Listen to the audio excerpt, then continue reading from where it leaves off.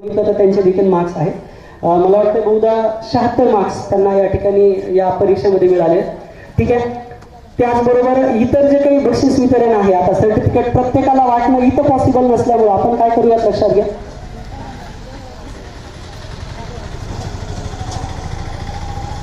तर या अगोदर आपण सर्वप्रथम सर्व मान्यवरांचं एक करिअर बद्दलचं मार्गदर्शन हे करूयात आणि नंतर मग राहिलेले जे प्राईज आहेत, कारण बऱ्याच जणांचे सर्टिफिकेट वगैरे आहेत, एक एक वाटणं थोडंसं जड जाईल आपल्याला, म्हणून आपण काय करूयात सगळ्यांचे सर्टिफिकेट वगैरे जे आहेत ते नंतर आपण देऊयात. ठीक आहे. कार्यक्रमाच्या नंतर म्हणजे मार्गदर्शन झाल्याच्या नंतर सर्टिफिकेट डिस्ट्रीब्युशन करूयात. Thank you so much.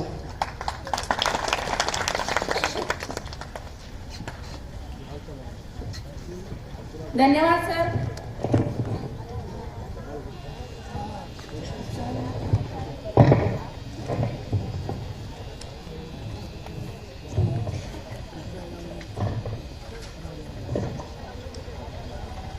आता यांच्यामध्ये ज्या विद्यार्थ्यांना अपयश आले असेल किंवा कमी गुण आले असतील तर त्यांनी तुम्ही खचून जाऊ नका, कारण जो लढतो तोच पुढे जातो, जो लढतो तोच पुढे जातो. अपयश आलं म्हणून काय झालं, पुढच्या वेळेस मी नक्की यशस्वी होईल असा ध्यास म्हणत घ्या.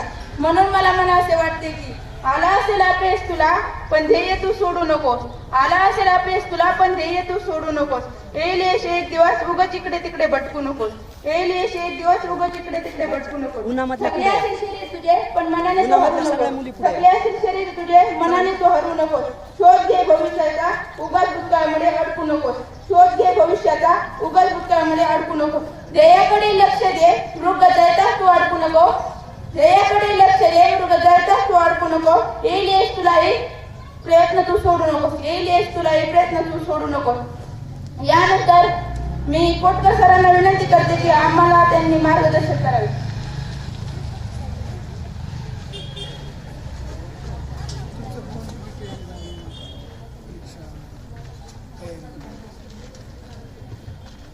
सर्वप्रथम मी पाथफाइंडर अकॅडमीचे करिअर अकॅडमीचे मी आभार मानतो की त्यांनी आम्हाला या ठिकाणी बोलून सत्कार आणि कार्यक्रमामध्ये येण्याची आणि आपल्याला मार्गदर्शन करण्याची संधी दिली.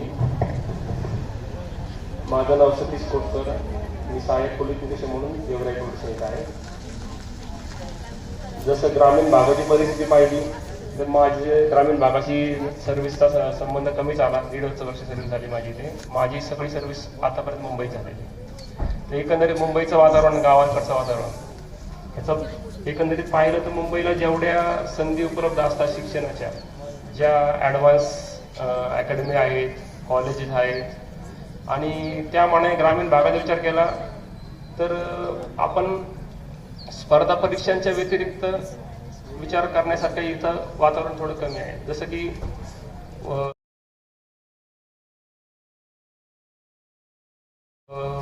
मुंबई किंवा मेट्रोपॉलिटन सिटी असतात तर त्या ठिकाणी बऱ्यापैकी डॉक्टर, इंजिनियर त्यांच्या डोक्यात ह्या गोष्टी थोड्या कमी असतात.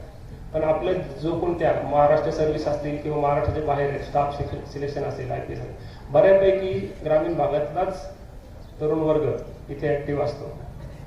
तर त्याचं कारण असं आहे की ग्रामीण भागामध्ये प्रत्येकाचा असा आवश्यक नाही आहे की परिस्थिती खूप अनुकूल आहे. आता आजकालचं आपण पाहतोच की ॲडमिशनसाठी पण बऱ्यापैकी संघर्ष करावा लागतो. तर प्रत्येक वेळेस डॉक्टर, इंजिनियर या ठिकाणी ॲडमिशन मिळेल असं काय आवश्यक नाही आहे. असंच मी सुद्धा एक सामान्य कुटुंबातलं, याबद्दल आम्हाला कोणी गायडन्स नव्हतं किंवा काय करायचं तेच माहीत नव्हतं. वास्तविक आता सरांनी पण सांगितलं की बघ 35% वाला सुद्धा IPS होऊ शकतो. तर मी 10वी 12वी ग्रॅज्युएशन आजपर्यंत कधीही फर्स्ट क्लास आलेलो नाही आहे. परंतु ज्या टायमाला दिशा भेटली आणि चांगला मित्रवर्ग भेटला, तुम्हाला चांगला मित्रवर्ग सुद्धा मिळवणं गरजेचं आहे.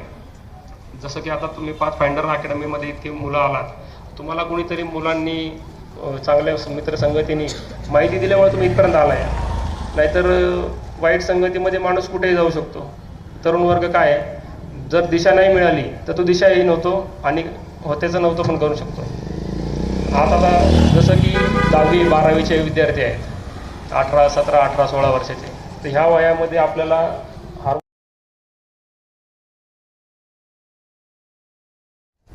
मुलं आहेत, मुली आहेत, एकमेकांबद्दल आकर्षण तयार होणं, ह्या सुद्धा गोष्टी आहेत. हे डोळे इकडचे तिकडे होत असतात. तर तुम्हाला एवढंच मला सांगायचं आहे की डोळे इकडे तिकडे भिरभरून देऊ नका. जे आपले पालक आपले मागे वाट बघतायत त्यांच्याकडे पण सुद्धा आपण बघा.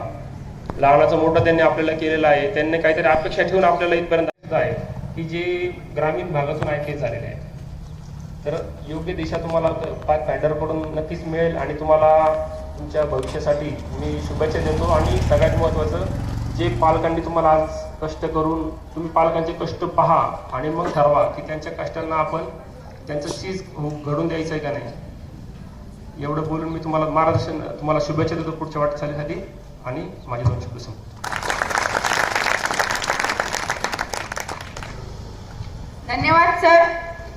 तुमची संकल्पना असते नेहमी छान, तुमची संकल्पना असते नेहमी छान, त्यांची अंमलबजावणी हीच आहे शान. भविष्यात वटवृक्षाचे आपण होणार आहात स्वर्णपान. तरी मी त्यानंतर बर्गसे सर विनंती करते त्यांनी आपले मार्गदर्शन करावे.